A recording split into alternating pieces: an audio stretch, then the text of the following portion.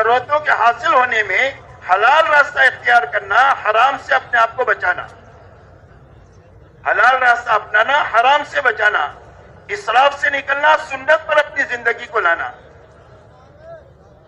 اس لیے کہ حلال اور حرام کی تاثیر ایسی ہے جیسا کہ کھانے کی ہوتی ہے۔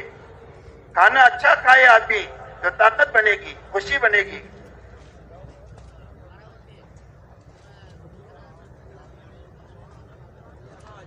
آدمی سڑا ہوا کھانا کھائے تو آدمی کے لیے فوڈ پوائزن ہو جائے گا، جلاب ہو جائے گا، قے ہو جائے گی، پھوڑی پھسی نکل جائے گی، اس لیے کہ سڑا ہوا کھانا پیٹ میں چلا گیا۔ ایسی حلال اور حرام کی تاثیر ہے۔ ایک اللہ والے فرماتے ہیں کہ میری دعوت کا ایک نیک آدمی نے اس کا کھانا کھانے کے بعد کئی دنوں تہجد پڑھنے کا مجھے مزہ آیا۔ جب حلال زندگی میں آئے گا تو عبادت سوجے گی اور عبادت کی طرف رغبت ہوگی، عبادت کی طرف طبیعت چلے گی، عبادت میں جان پیدا ہو جائے گی۔ اور جب حرام زندگی میں آ جائے گا تو اس کی وجہ سے عبادت کی رونق ختم ہو جائے گی۔ اور یہ فرماتے ہیں کہ غلط آدمی کے یہاں میری دعوت ہوئی، اس کا کھانا کھانے کے بعد کئی دنوں میرے اندر برائی کا جذبہ پیدا ہوا۔ اس لیے اپنے کھانے کمانے کی لائن کو صاف ستھری بنانا، سنت طریقے پر لانا، حلال سے کمانا، اسراف سے بچانا اور حرام سے اس کو بچانا، یہ ہمارے لیے تائید ہے اور تعلیمات ہے حضور صلی اللہ علیہ وسلم کی۔ اس لیے اپنے معاملات کو اچھے سے اچھے بنانا، ہر آدمی اپنے کاروباری لائن کو علماء پر پیش کریں تاکہ علماء سے معلوم کرے کہ اس میں کوئی غلط چیز ہو تو ختم کرے، کوئی مشتبہ چیز ہو تو اس کو ختم کرے، کوئی حرام ہے تو اس کو ختم کرے۔ اس لیے کہ حرام کے ساتھ کبھی بھی اللہ کی طرف سے مدد نہیں ہو سکتی ہے، نہ فرد کے ساتھ، نہ جماعت کے ساتھ اور نہ کسی قوم کے ساتھ بھی۔ صرف حلال کے ساتھ اللہ کی طرف سے برکت ہے اور اللہ کی تائید اور مدد ہے۔ اس لیے اپنے کھانے کمانے کی لائنوں کو اچھے سے اچھی بنانا، اسی کے ساتھ میں اپنے اخلاقی زندگی کو اچھے سے اچھی بنانا۔ حضور پاک صلی اللہ علیہ وسلم نے اخلاق کا خلاصہ چند باتوں میں بتایا ہے، فرمایا جو تمہارے ساتھ برائی کرے اس کے ساتھ بھلائی کرو، جو تمہارے پر ظلم و زیادتی کرے اس کو معاف کرو، درگزر کرو۔ اور فرمایا جو رشتہ داری کو توڑے اس کے ساتھ رشتہ داری کو جوڑو، اس لیے کہ رشتہ داری قیامت کے دن اللہ سے کہے گی کہ اللہ جس نے مجھے جوڑا اس کو اپنی رحمت سے جوڑ دے، اور جس نے مجھے دنیا میں توڑا اس کو اپنی رحمت سے توڑ دے اور اس کو کاٹ دے۔ اس لیے ہر حال میں رشتہ داریوں کو نبھانا، اور رشتہ داریوں کو نبھانے کے لیے کتنا ہی اپنے آنکھ پر برداشت کرنا پڑے تو برداشت کر کے رشتہ داری کو خراب نہیں کرنا چاہیے، ہر حال میں رشتہ داریوں کو نبھانا چاہیے۔ اسی کے ساتھ فرمایا جو تمہیں کبھی چائے پانی کا نہ پوچھے اس کو کھلاؤ پلاؤ، جو کبھی چائے پانی کا نہ پوچھے اس کو کھلاؤ پلاؤ۔ فرمایا یہ اولین اور آخرین کے اخلاق ہے۔ اسی لیے صحابہ دنیا میں جو پھرے ہیں وہ ایمان کے ساتھ، اعمال کے ساتھ اور اخلاق کے ساتھ دنیا میں پھرے ہیں۔ یہ تین بنیادیں ان کی پھرنے کی، ایمان، اعمال اور اخلاق کے ساتھ میں۔ اسی کے ساتھ اپنی زندگی کا مقصد اللہ کو بنانا اور آخرت کو بنانا، کہ دنیا میں ہم کیسے جئیں گے؟ فرمایا ایسے جئیں گے کہ اللہ راضی ہو جائے اور ہماری آخرت بن جائے۔ ہر قدم پر یہ سوچیں گے کہ اس قدم سے میری آخرت بنے گی یا اجڑے گی۔ تو آخرت کے بنانے والا ہر عمل کرتے ہوئے زندگی گزارنا، اللہ کو راضی کرنے کی جذبے کے ساتھ ہر عمل کو کرنا کہ اللہ راضی ہو جائے، ہماری آخرت بن جائے۔ ہماری دنیا میں آنے کی غرض ملک و مال نہیں ہے، بلکہ ہماری غرض دنیا میں آنے کی ہے کہ اللہ راضی ہو جائے، ہماری آخرت بن جائے۔ اس لیے میرے دوستو، ایک تو سب سے پہلی غرض جو ہر انسان کے مقصد کے درجے کی ہے،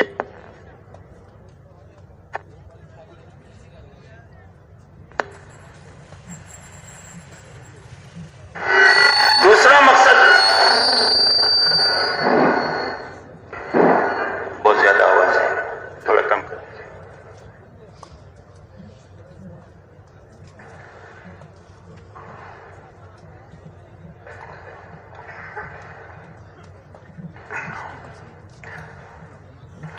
دوسری چیز میرے دوستو مقصد کی یہ ہے کہ ہر ایمان والا اپنی ذاتی زندگی کو دینداری والی بناتے ہوئے اپنے گھرانے میں دینداری لانے کی فکر، محنت، دعا کے ساتھ رہے۔ اپنے محلے میں دینداری آئے، ہمارے پڑوس کے محلوں میں، بستیوں میں، اطراف کی دین آئے، ہمارے شہر میں، ملک میں آئے، اور عالم کے چپے چپے میں دین زندہ ہو جائے۔ اس کی فکر، محنت اور دعا کے ساتھ جینا، یہ ہر ایمان والے کی دوسری ضرورت ہے، دوسرا مقصد ہے اور زندگی کی ذمہ داری ہے۔ ذمہ داری اس کو کہتے ہیں کہ پوری ہو جائے تو اللہ کی بڑی بڑی مددیں ہو جائے، اس کو ذمہ داری کہتے ہیں۔ اور اگر ذمہ داری پوری نہ ہو تو اللہ کی طرف سے پوچھ بھی ہو جائے، ایسے مسائل اور ایسے حالات پیدا ہو جائے کہ جینا بھی مشکل ہو جائے اور دین پر رہنا بھی مشکل ہو جائے، یہاں تک کہ ایمان کے لالے پڑ جائے، ذمہ داری پوری نہیں ہوتی ہے تو ایسے حالات دنیا میں پیدا ہوتے ہیں، اور ذمہ داری پوری ہو جاتی ہے تو اللہ کی مدد سے دنیا بھی سنور جاتی ہے، آخرت بھی سنور جاتی ہے۔ اسی لیے حضور پاک علیہ الصلوۃ والسلام نے پوری امت کو دین پر اور دین کی محنت پر اٹھایا ہے۔ اللہ تعالیٰ بھی قرآن پاک میں ہر ایمان والوں کو یہ دونوں ذمہ داری سمجھاتے ہیں۔ فاستقم کما امرت ومن تاب معک،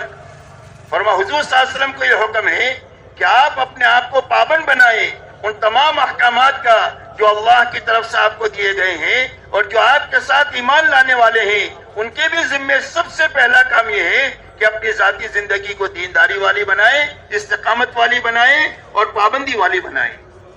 یہ پہلی ذمہ داری ہے آپ کی بھی اور پوری امت کی اور قیامت تک کے آنے والے انسانوں کی۔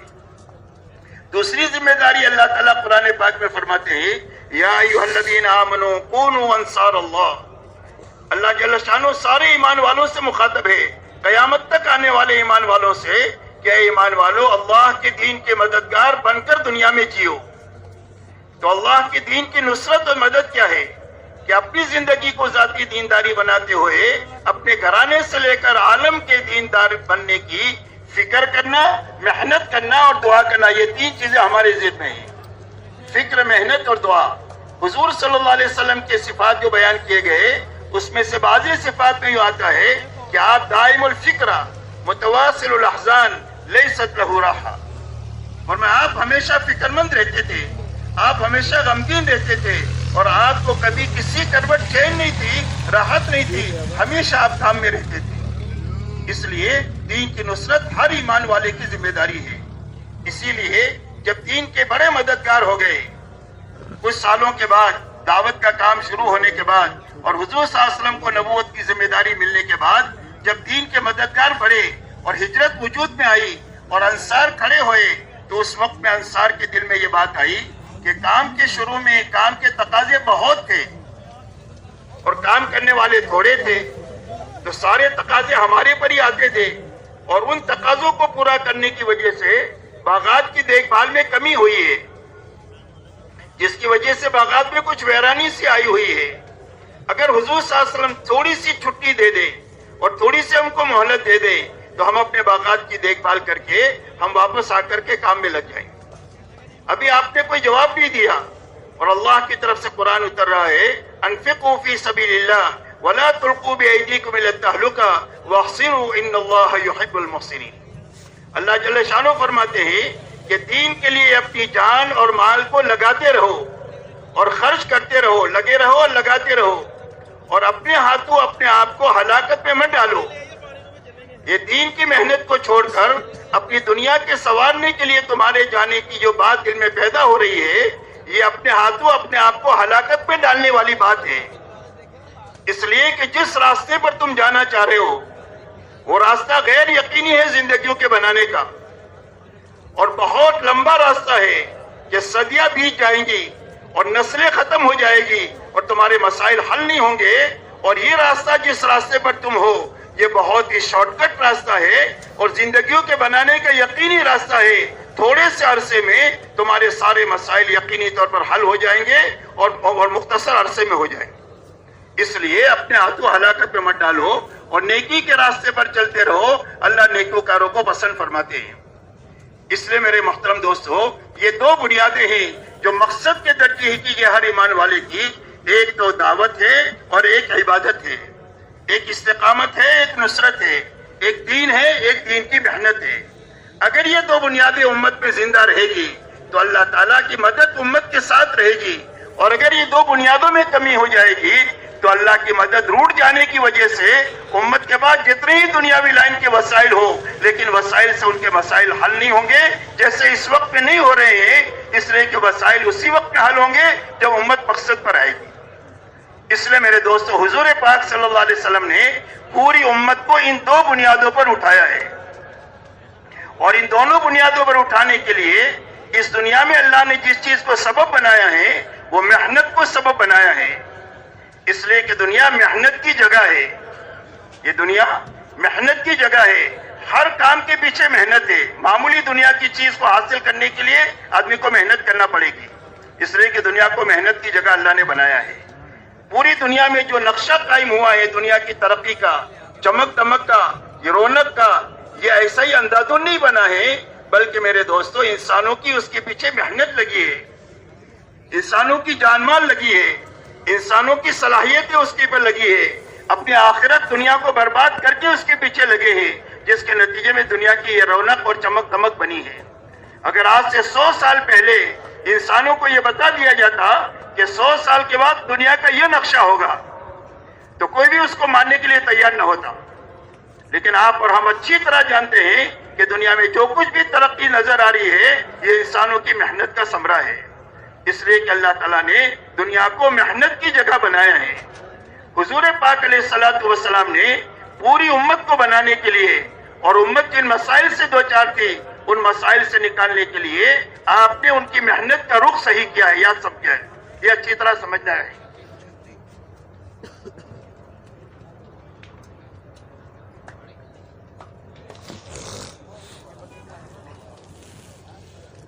آپ اور ہم بخوبی یہ جانتے ہیں کہ آپ کی بعثت اس زمانے میں ہوئی ہے جس زمانے میں جہالت آخری درجے کی تھی اور گمراہی آخری درجے کی تھی، یہاں تک کہ آپ کے زمانے کا نام زمانے جاہلیت ہے، کہ زمانے جاہلیت میں آپ کی بعثت ہوئی ہے، کہ لوگ ننگا طواف کرتے تھے، بیت اللہ میں اللہ کے علاوہ 360 کی پوجا ہوتی تھی، یہ جہالت ہے، یہ گمراہی، اس درجے کی گمراہی تھی،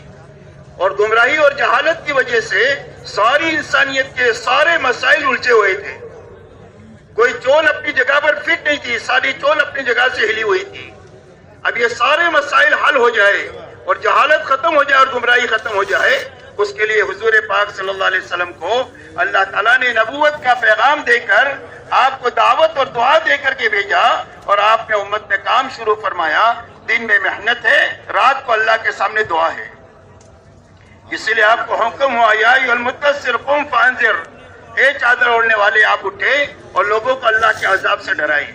اور اللہ کی بڑائی بیان کریں، اور رات کو کیا کریں، قم اللیل الا قلیلا، رات کو لمبا وقت اللہ کے سامنے آپ کھڑے رہیں۔ یہی دو کام آپ کو دیے گئے۔ آپ کے ساتھ کوئی طاقت نہیں ہے جس سے دنیا میں کوئی چیز چلا کرتی ہے، وہ کوئی وسائل آپ کے ساتھ نہیں ہے، صرف آپ کے اوپر جو طاقت دی گئی وہ دعوت اور دعا کی طاقت دی گئی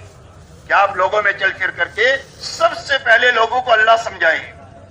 اللہ کو ساتھ لینے کے لیے اللہ کے حکموں پر چلنے کا نفع سمجھائیں، بے حکمی کا نقصان سمجھائیں، اور ان کو آپ آخرت سمجھائیں، یہ بنیادیں آپ لوگوں کو سمجھائیں، اور رات کو ہمارے سامنے آپ آہوزاری کریں، ہماری رحمت کو بندوں کی طرف متوجہ کریں، اور دن میں بندوں کو اللہ کی طرف متوجہ کریں، آپ کا یہی کام ہے۔ رہا آگے کے کام، وہ سارے مسائل ہم اپنی قدرت سے حل کریں گے، اس لیے کہ اللہ کی قدرت بھی بڑی، اللہ کی حکمت بھی بڑی، اللہ جو بھی کام کرتے ہیں حکمت سے کرتے ہیں اور اپنی قدرت کاملہ سے اور قاہرہ سے اللہ تعالیٰ کرتے ہیں۔ اب حضور صلی اللہ علیہ وسلم نے لوگوں کو اللہ کی طرف بلانا شروع کیا، جو لوگ آپ کی طرف آتے چلے گئے آپ نے ان کو ایک محنت سے گزارا، اور مکہ مکرمہ میں 13 سالہ جو آپ کی زندگی ہے وہ انفرادی دعوت کا نظام ہے کہ ہر ایمان والا ایمان قبول کرنے کے بعد میں لوگوں کو ایمان کی دعوتیں اپنے متعلقین کو، اپنے پڑوس کو، جہاں جہاں اس کا بس چلتا ہے ان کو اللہ کی طرف بلائے۔ انفرادی دعوت کا نظام 13 سالہ مکی زندگی میں قائم ہوا، لیکن 13 سالہ محنت کے نتیجے میں مکہ میں ماحول نہیں بن سکا چند 100 لوگوں کے علاوہ، تو اللہ کی طرف سے حکم ہوا کہ آپ ہجرت فرما کر مدینہ منورہ تشریف لے جائیں۔ آپ مدینہ منورہ تشریف لے گئے تو مدینہ منورہ میں 10 سالہ آپ کی زندگی ہے، اس کے بعد آپ اللہ کو پیارے ہو گئے۔ اس 10 سالہ زندگی میں آپ نے 27 سے زیادہ سفر فرمائے، کم و بیش وقت میں کن حالات میں سفر فرمائے کہ آپ کے گھر کا یہ حال ہے کہ 2 مہینے گزر جاتے ہیں اور آپ کے گھر میں چولہا نہیں جل رہا ہے، ایسے حالات میں آپ نے سفر فرمائے۔ صحابہ کا حال یہ ہے کہ پوری سب کی سب بھوک کی وجہ سے گر جا رہی ہے، اور ایسی حالت میں ان کے 150 سفر کرائے 10 سال کے اندر بھی، نزدیک اور دور کے، چھوٹی بڑی جماعت بنا کر کم زیادہ وقت کے لیے، غرض یہ کہ جتنا ضرورت تھی اس ضرورت کے مطابق مدنی زندگی میں 150 سفر کرائے گئے، اور یہ اجتماعی دعوت کا نظام آپ نے مدینہ منورہ میں قائم فرمایا۔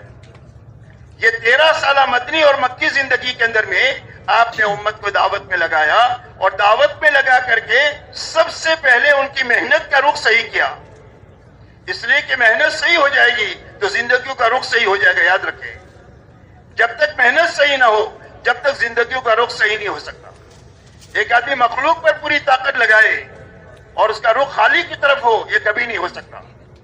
مال پر پوری طاقت لگے اور اس کا رخ اعمال کی طرف ہو، عوامل کی طرف ہو، یہ نہیں ہو سکتا۔ ایک آدمی کی پوری طاقت دنیا پر لگے اور اس کا رخ آخرت کی طرف ہو، یہ نہیں ہو سکتا۔ اس لیے حضور پاک علیہ الصلوۃ والسلام نے اس امت کو بنانے کے لیے اور پوری انسانیت کے سارے مسائل کو حل کرنے کے لیے آپ نے سب سے پہلے محنت کا رخ صحیح فرمایا۔ تو محنت کا کیا رخ آپ نے صحیح فرمایا، یہ سمجھنا ہے۔ محنت کا رخ آپ نے یہ صحیح فرمایا کہ ہر ایمان والا اپنی جان مال دعوت پر اتنی لگائے جتنا دعوت کا تقاضا ہے۔ دعوت پر جان مال کتنے لگائیں کہ بھائی کتنے لگائیں؟ جتنا دعوت کا تقاضا ہے۔ ہم اپنے گھر کاروبار میں کتنے لگتے لگاتے ہیں؟ جتنا تقاضا ہے اتنے لگتے لگاتے ہیں تو سارے تقاضے پورے ہو جاتے ہیں۔ حضور صلی اللہ علیہ وسلم نے محنت کا رخ صحیح کرنے کے لیے ہر ایمان والا جو آپ کی دعوت پر ایمان میں آیا اس کی جان مال کو دعوت پر اتنی لگوائی جتنا دعوت کا تقاضا تھا۔ اس لیے پوری 23 سالہ جتنی تشکیل ہے وہ تقاضے کی تشکیل ہے۔ اچھی طرح حیات الصحابہ کو ہم پڑھیں کہ ساری تشکیل تقاضے کی تشکیل ہے، جتنا تقاضا اتنی تشکیل۔ دوسری بنیاد جس پر آپ نے پوری امت کی جان مال لگائی ہے وہ عبادت ہے، کہ ہماری عبادت میں حقیقت پیدا ہو جائے اور ہمارا تعلق اللہ سے مضبوط ہو جائے۔ اس کے لیے ہر ایمان والا اپنی جان مال عبادت پر اتنی لگائے کہ عبادت میں حقیقت پیدا ہو جائے، عبادت امت میں زندہ ہو جائے۔ ہر ایمان والے کی جان مال دعوت پر لگوائی گئی تقاضے کے بقدر، عبادت پر لگوائی گئی تقاضے کے بقدر۔ جتنا تقاضا ہے اتنا عبادت میں اپنی جان مال لگانا تاکہ عبادت میں حقیقت پیدا ہو جائے۔ تیسری لگانے کی بنیاد اخلاق ہے کہ اپنی جان مال کو اللہ کی مخلوق کو راحت پہنچانے پر لگائیں گے، یتیموں پر، بیواؤں پر، مسکینوں پر، محتاجوں پر، مقروضین پر، بیماروں پر، مدیونین کے اوپر، ان کی ضرورتوں کے ہاتھ بٹانے میں اور ان کی ضرورتوں کے پورا کرنے میں اپنی جان مال لگائیں گے۔ اس لیے کہ اللہ نے انسان کو اپنا خلیفہ بنا کر دنیا میں بھیجا ہے، یہ اچھے اخلاق کے ساتھ متصف ہو کر زندگی گزارے گا۔ اس لیے اپنی جان مال اللہ کی مخلوق کو راحت پہنچانے پر اتنی لگائے جتنا اخلاق کا تقاضا ہے۔ یہ 3 بنیادیں ہیں جس کو امت کے سنبھلنے کی بنیاد ہے، اور آپ نے پوری امت کو ان 3 بنیادوں پر لگایا ہے کہ ہر ایمان والا اپنی جان مال دعوت پر لگائے، عبادت پر لگائے، اخلاق پر لگائے، جتنا لگائے جتنا اس کا تقاضا ہے۔ عملی طور پر اسی پر اٹھایا، جب کبھی سمجھانے کا موقع آیا تو یہی باتیں سمجھائی۔ حضور صلی اللہ علیہ وسلم سے پوچھا گیا ای العمل افضل، سب سے بہترین عمل کیا ہے؟ آپ نے فرمایا الصلاۃ، نماز، اور نماز کہہ کر پورا دین، پوری عبادت کو مراد دیا۔ فرمایا ثم بر الوالدین، ماں باپ کے ساتھ اچھا سلوک کرنا، اس کو کہہ کر کے پوری اخلاقی لائن کو بیان فرمایا۔ فرمایا ثم، فرمایا الجہاد فی سبیل اللہ، اللہ کے دین کی سربلندی کے لیے اپنے آپ کو مٹانا اور کھپانا۔ فرمایا یہ تیسری بنیاد ہے۔